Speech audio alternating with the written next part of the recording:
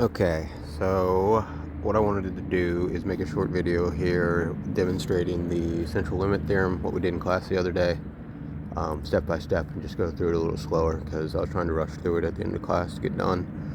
And it is important, so we're going to come back to it a few different times and look at it from a few different angles. It'll make a lot more sense when we get to probability, but let's go through the whole process. So the idea hinges on using the sequence editor, which you can find under the list menu here, under ops. So sequence, remember, it generates a set of numbers according to some formula. So the expression here, that's the formula we need to type in. And what we're doing is, let's just back out real quick and explain. We're going to simulate rolling 5 die, so performing 5 different experiments, measuring 5 different random variables. We're going to roll 5 die 100 times. So your calculators, you can actually go up to probably about 1,000.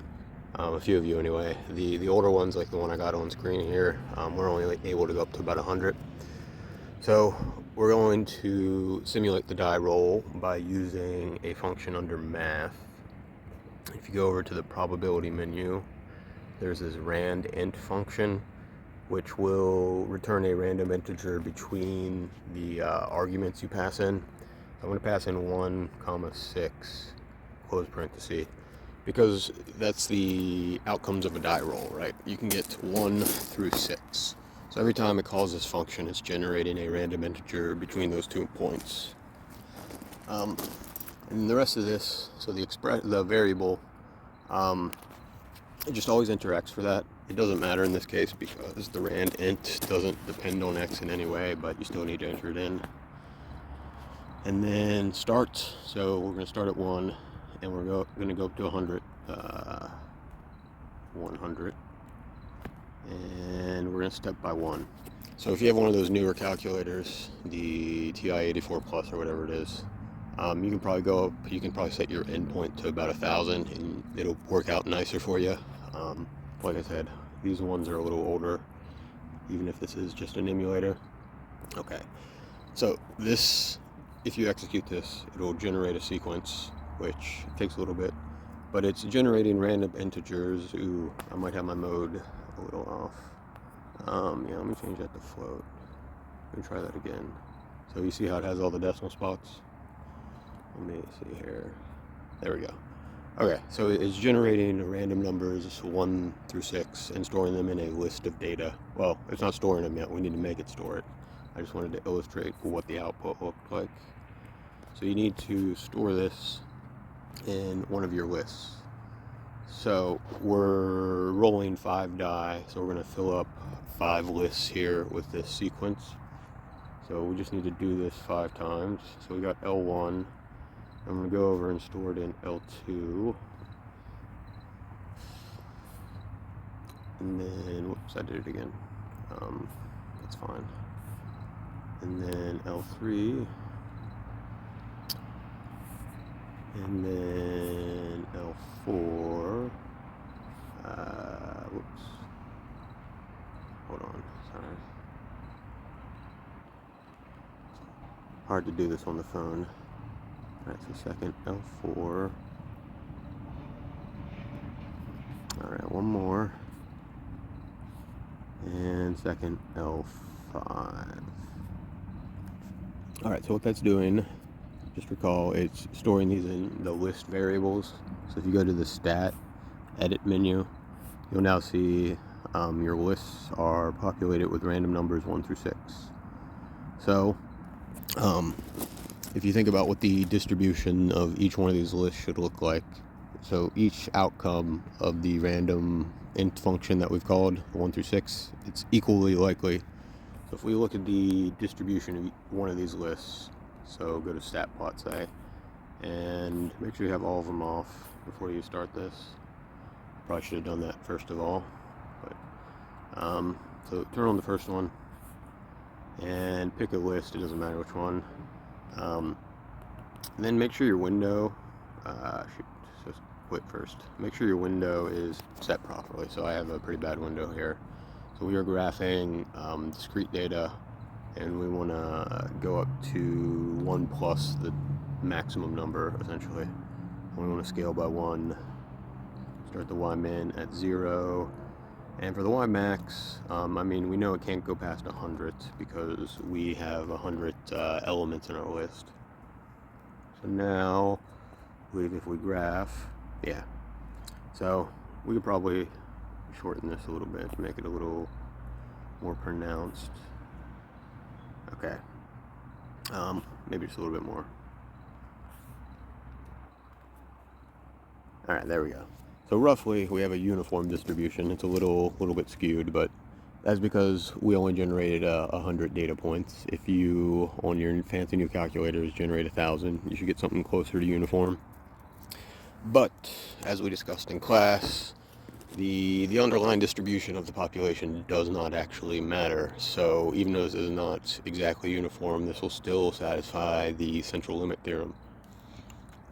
So what we're going to do is we're going to go to the stat edit menu, and we're going to go to one of the lists that we didn't populate, and we're going to calculate the total of each one of these lists.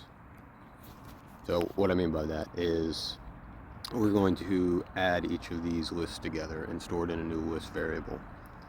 So in other words, we're summing up these random variables, these experiments we're conducting, and something interesting occurs. If I can hit the plus. It's hard to do this on the phone. Okay, second L4 plus second L5. Okay, so we've summed all of these lists together. So let's just do a little bit of statistical analysis here. So if you go to second list math, you can calculate the mean of, let's say, the first one. So we went over this in class. It should be roughly 3.5. Yeah, 3.51. And each one of these lists should be roughly the same. So if we calculate the mean of the rest of them, L2, 3.8, pretty close. And then just beat a dead horse here, yeah, 3.32. So they're all pretty close to 3.5. If we now look at the mean of this new list that we've created, which we stored in L6, so notice that's 18.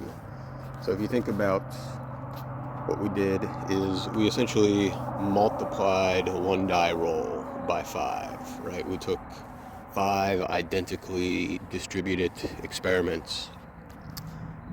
So in other words, if we multiply the mean of one of these distributions by 5, we get roughly 17.5.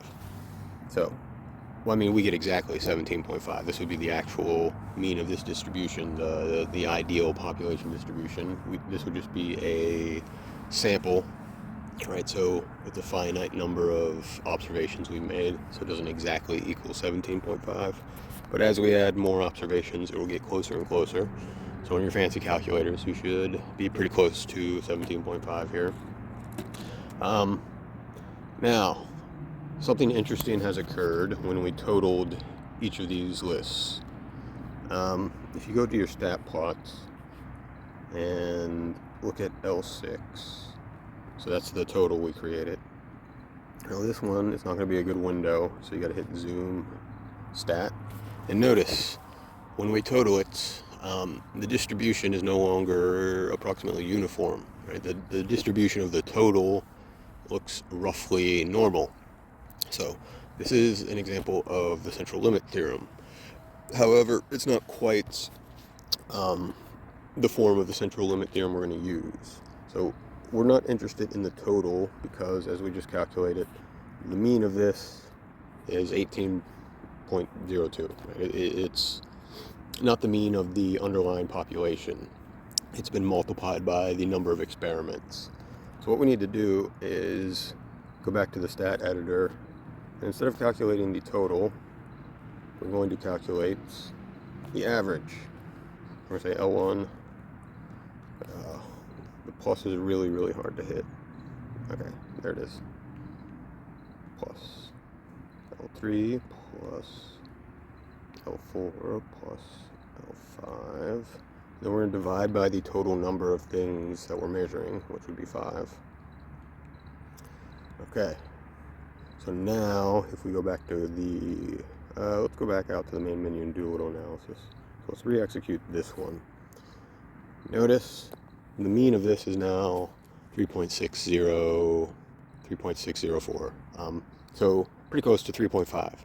So we've averaged each experiment together. And one of our theorems of data transformation, right? Taking the average is essentially equivalent to multiplying by a fraction, right? 1 over 5. So it scaled the distribution of the total back down to the population mean. And again, by the theorems of the data transformation section, if you go to the graph now, and again, we'll have to zoom stat here, it's still normal. So the distribution still has the same shape.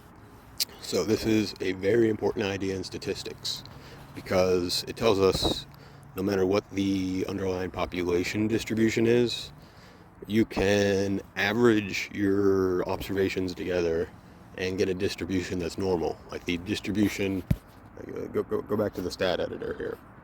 Like we're looking at this L6 list. Like this is no longer the raw observations you're looking at, like we've made rather. It's the average of the observations. And we're looking at the distribution of the averages. So that is what will always be normal, regardless of the population. This is a very important point that'll come up again and again. And once we get to probability, we'll dig into it a little more and try to understand it from a theoretical perspective. But this is kind of a gentle introduction to it. So, I hope this was helpful. I'm going to post it probably to YouTube and then post a link to Google Classroom. So, enjoy.